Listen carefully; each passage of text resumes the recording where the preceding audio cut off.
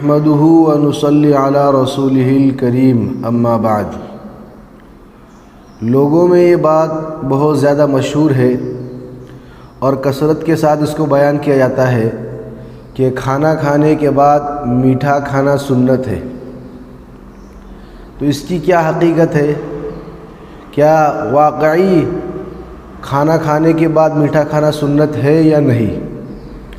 اس کا جواب یہ ہے کہ سنت کہا جاتا ہے جس کام کو حضور صلی اللہ علیہ وسلم نے اکثر و بیشتر کیا ہو اور کبھی کبھار چھوڑ دیا ہو۔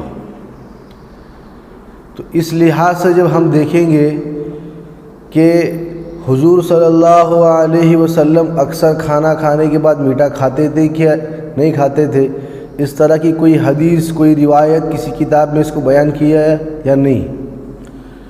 تو سب سے پہلے یہی سمجھنا چاہیے کہ حضور صلی اللہ علیہ وسلم کا حال ایسا تھا کہ وہاں تو کھانا ہی کبھی کبھار میسر ہوتا تھا، مہینوں جو ہے وہاں چولہا نہیں جلتا تھا۔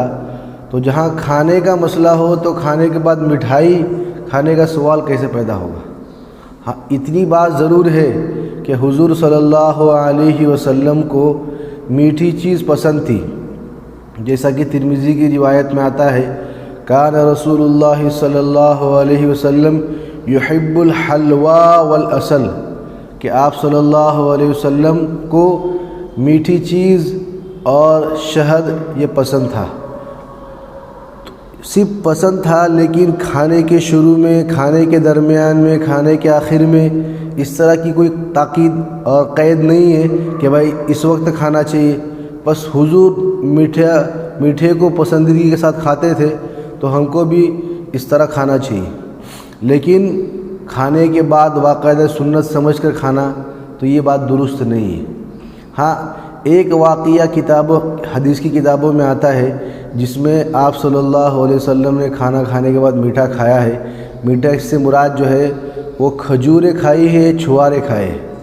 وہ واقعہ یہ ہے، اکراش ابن ذؤیب ایک قلیل الروایہ صحابی ہے اور انہوں نے 100 سال کی عمر پائی ہے۔ تو قبیلہ زہرہ یا زمرہ کوئی کسی قبیلے کے لوگ تھے، تو ان قبیلوں والوں نے جو ہے ان کو اپنے زکوٰۃ کا مال دے کر حضور صلی اللہ علیہ وسلم کے پاس بھیجا کہ آپ اس مال کو حضور تک پہنچا کر آؤ۔ تو حضور کے پاس گئے تو اس وقت حضور انصار اور مہاجرین کے درمیان بیٹھے ہوئے تھے، تو وہ بھی آ کر بیٹھ گئے۔ جب مجلس ختم ہوئی تو مجلس ختم ہونے کے بعد حضور صلی اللہ علیہ وسلم ان صحابی کو ام سلمہ رضی اللہ تعالیٰ عنہ کے گھر پر لے کر گئے۔ وہاں جا کر پوچھا کہ کچھ کھانے کو ہے؟ تو گھر والوں نے جو ہے کچھ کھانا لے کر آئے کہ ایک تو سرید لے کر آیا گیا اور کچھ جو ہے گوشت کے ٹکڑے لے کر آئے۔ تو حضور نے اور ان صحابی نے کھانا شروع کیا۔ وہ صحابی جو ہے وہ اپنے سامنے سے نہیں کھا رہے تھے، بلکہ ادھر سے ادھر سے گوشت کی جو بوٹیاں تھی وہ چن کر کھا رہے تھے۔ تو حضور نے فرمایا کہ یہ ایک ہی طرح کا کھانا ہے، اپنے سامنے سے کھاؤ۔ جب یہ ہو گیا تو اس کے بعد پھر حضور صلی اللہ علیہ وسلم کے پاس کچھ کھجورے یا چھوارے لے کر آئے گئے۔ تو پھر ان صحابی نے بھی اس وقت بھی اپنے سامنے سے کھانا شروع کر دیا، اور حضور صلی اللہ علیہ وسلم الگ الگ جگہ سے کھجوریں چن کر کھا رہے تھے۔ چونکہ الگ الگ قسم کی کھجوریں تھیں، اس لیے حضور الگ الگ کھجوروں کو چن کر کھا رہے تھے۔ تو حضور نے فرمایا کہ یہ الگ الگ کھجور ہے، تو کہیں سے بھی تم کھا سکتے ہو۔ اس طرح کا واقعہ اور بھی آگے ہے۔ تو اس حدیث سے یہ سمجھ میں آیا کہ حضور نے کھانا کھانے کے بعد کھجوریں اور چھوارے کھائے ہیں، لیکن ایک واقعے سے ہم یہ نہیں کہہ سکتے کہ کھانا کھانے کے بعد میٹھا کھانا سنت ہے۔ اس سلسلے میں آپ حضرات کے سامنے بنوری ٹاؤن کا ایک فتویٰ ہے، وہ پڑھ کر سناتا ہوں، آپ سنیے۔ سوال: کیا کھانے کے بعد میٹھا کھانا سنت ہے؟ اگر ہے تو حدیث کا حوالہ دے دے۔ جواب: میٹھا کھانے سے پہلے ہو یا درمیان میں ہو یا بعد میں، اس کا تعلق امور عادیہ سے ہے، نہ کہ سنن شرعیہ سے۔ اللہ کے رسول صلی اللہ علیہ وسلم میٹھا کھایا کرتے تھے، آپ صلی اللہ علیہ وسلم کو میٹھا پسند بھی تھا۔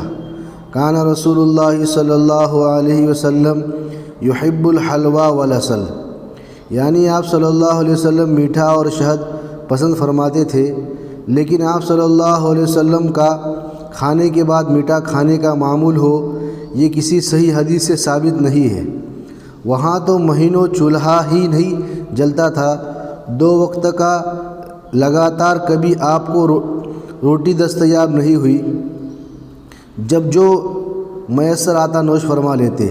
البتہ لیکن ایک موقع پر کھانے کے بعد میٹھی چیز نوش فرمانا بھی آپ صلی اللہ علیہ وسلم سے ثابت ہے۔ حضرت اکراش بن زبیب رضی اللہ تعالیٰ عنہ کی روایت ہے، انہوں نے حضور صلی اللہ علیہ وسلم کے ساتھ کھانا تناول فرمایا۔ آپ صلی اللہ علیہ وسلم نے کھانے کے آخر میں کھجور تناول فرمائی، جس سے معلوم ہوتا ہے کہ کھانے کے آخر میں آپ صلی اللہ علیہ وسلم نے میٹھی چیز کھائی ہے۔ لیکن ایک آدھ مرتبہ کھانے کے بعد میٹھی چیز تناول فرمانے کی بنا پر کھانے کے بعد میٹھے کو سنت نہیں کہا جائے گا، فقط واللہ تعالی عالم۔ دار الافتاء جامعہ علومیہ اسلامیہ، علامہ محمد یوسف بن نور